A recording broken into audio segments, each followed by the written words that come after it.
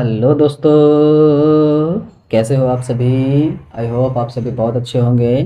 तो दोस्तों, आज हम लोग अपने काव्य खंड में छठे चैप्टर जनतंत्र का जन्म, इस चैप्टर का नाम है, इसके वस्तुनिष्ठ प्रश्नों को देखेंगे।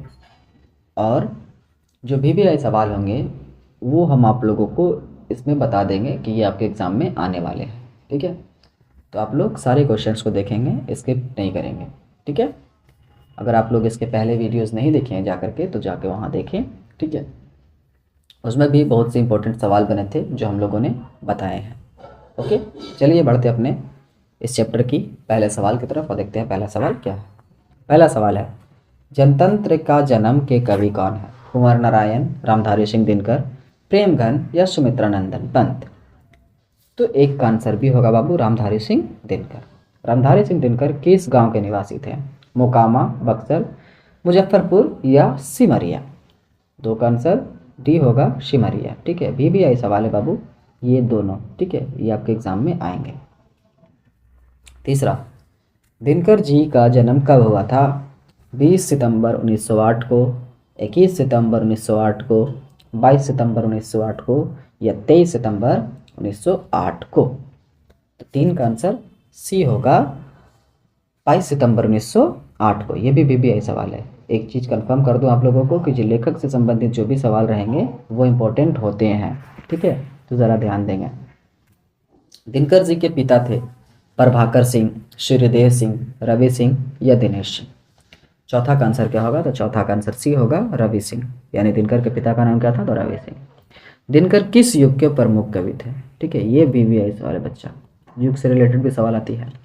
भारतेंदु युग, छायावाद युग, उत्तर छायावाद युग या इनमें से कोई नहीं?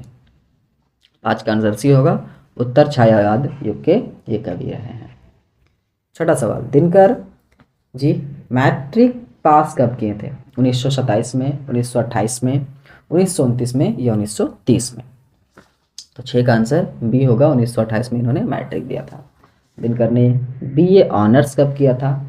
1930 में, 1931 में, 1932 में या 1933 में? तो सात का आंसर क्या होगा? 1932 में। ठीक है, आइए अगला सवाल, रसवंती के रचनाकार है, रसवंती के लेखक कौन है? ये भी बच्चा। ठीक है, सुमित्रानंद पंत, रामधारी सिंह दिनकर, अगेय या सूर्यकांत त्रिपाठी? तो इसका ऑप्शन बी होगा, रामधारी सिंह दिनकर। नौवां सवाल, दिनकर जी किस हाई स्कूल में प्रधानाध्यापक रहे? Mokama Ghat railway high school, HE school Barbigha, sir Ganesh Dutt उमावी पटना, मतलब उत्क्रमित मध्य विद्यालय पटना। ठीक है, Patna collegiate high school Patna. बताइए नौ का आंसर क्या होगा? तो नौ का आंसर बी होगा बाबू, HE स्कूल बरबीघा में। दिनकर जी की रचना है, मतलब इनमें से दिनकर जी ने किसे लिखा है? उर्वशी को, साकेत, ग्राम्य या गुंजन?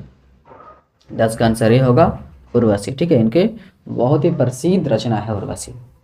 अगर आप लोगों को मौका मिले, ठीक है, तो आप लोग एक बार इस किताब को लेकर के ज़रूर पढ़ेंगे। ठीक है, दिनकर जी को साहित्य अकादमी पुरस्कार किस रचना पर मिली थी? संस्कृत के 4 अध्याय, कुरुक्षेत्र, अर्धनारीश्वर या मिट्टी की ओर? 11 का आंसर क्या है? तो 11 का आंसर ए है, संस्कृत के 4 अध्याय। ठीक है, ये भी बहुत अच्छी रचना है इनकी। और जो सी वाला है ना, ठीक है, ये तीनों इनकी रचना है ये सारी, लेकिन इनको संस्कृत के 4 अध्याय पे क्या मिला था? साहित्य अकादमी पुरस्कार मिला था। ठीक है, और ये जो अर्धनारीश्वर पाठ है ये आपको क्लास 12 में, 12 की हिंदी में मिलेगा पढ़ने को। ठीक है, और अर्धनारीश्वर भी बहुत अच्छा इनकी रचना है।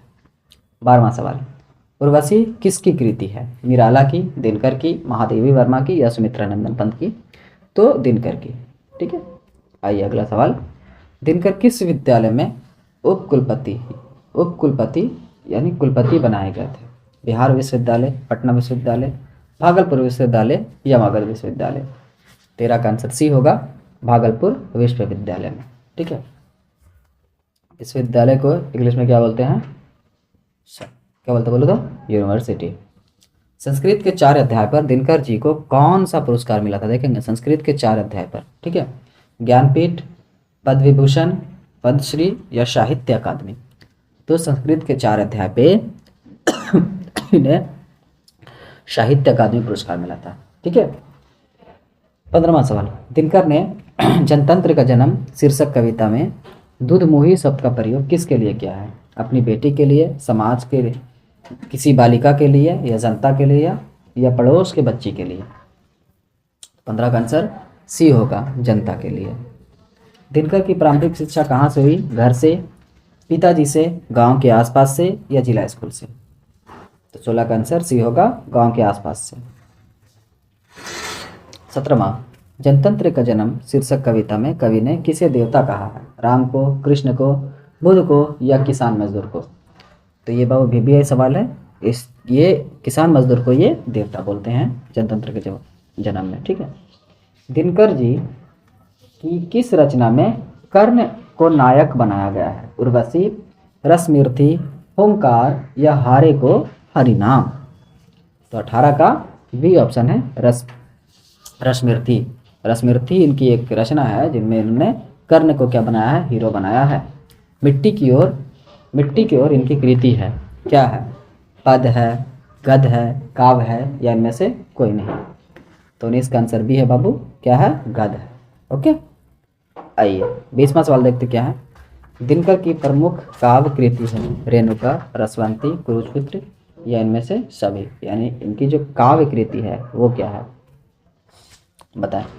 तो 20 का आंसर डी होगा, इनमें से सभी। ये सभी जो है इनकी काव्य है, यानी कि कविताएं हैं।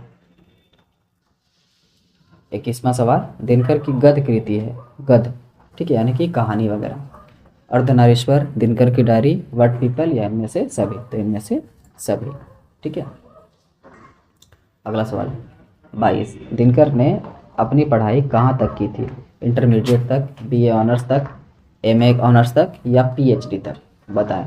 22 का आंसर क्या होगा? तो 22 का आंसर सी होगा, MA ऑनर्स तक। ठीक है। 23वां सवाल क्या है? किसे सिंहासन खाली करने की बात की गई है? राजतंत्र को, सामंतवाद को, A और B दोनों को, या इनमें से कोई नहीं? तो ऑप्शन सी होगा, राजतंत्र और सामंतवाद को सिंहासन खाली करने की बात की गई है।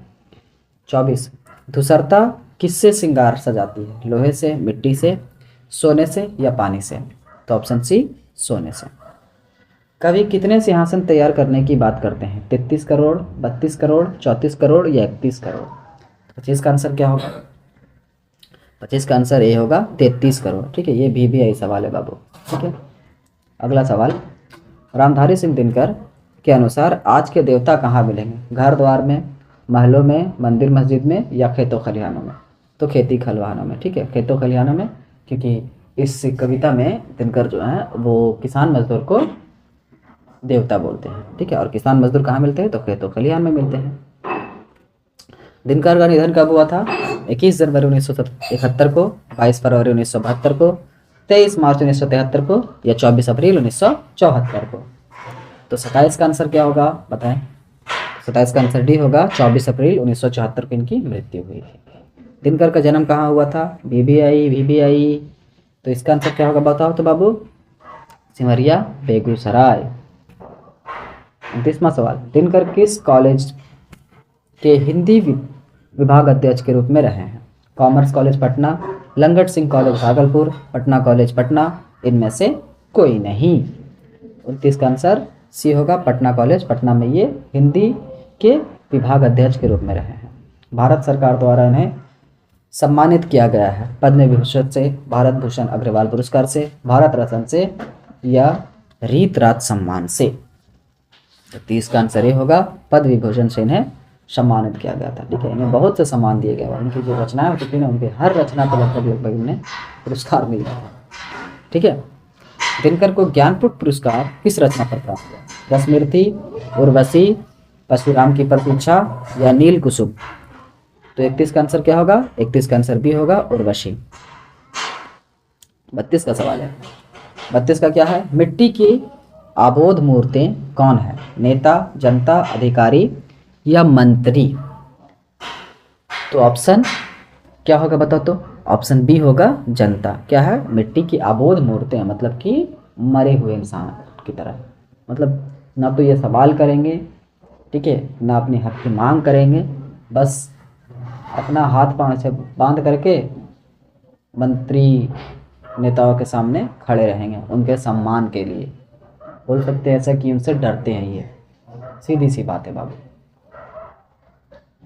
है ना। इसलिए लेखक बोलता है कि जो जनता है वो मिट्टी की अबोध मूर्तें हैं। 33वां सवाल है, जनतंत्र में कवि के अनुसार राजदंड क्या होंगे? ढाल और तलवार होंगे, फूल और भौरे होंगे, फावड़े और हल होंगे, या बाघ और भालू होगा? ये भी आई बाबू। तो फावड़े और हल होंगे, ठीक है, समझ में आई बात? आइए, तो हम लोग बाबू जनतंत्र के जन्म से जितने भी सवाल आ रहे थे वो सब हम लोगों ने किए हैं, और इसमें जो भी आई सवाल है जो आपके एग्ज़ाम में आने वाले हैं वो भी हम लोगों ने इसमें बताया है, ठीक है। अगर कोई डाउट रहेगा तो कमेंट कीजिएगा, ठीक है, मैं उसका जवाब आप लोग को ज़रूर दूंगा। ओके, तो चलिए आज के चैप्टर यहीं पर समाप्त करते हैं। Thank you so much. जय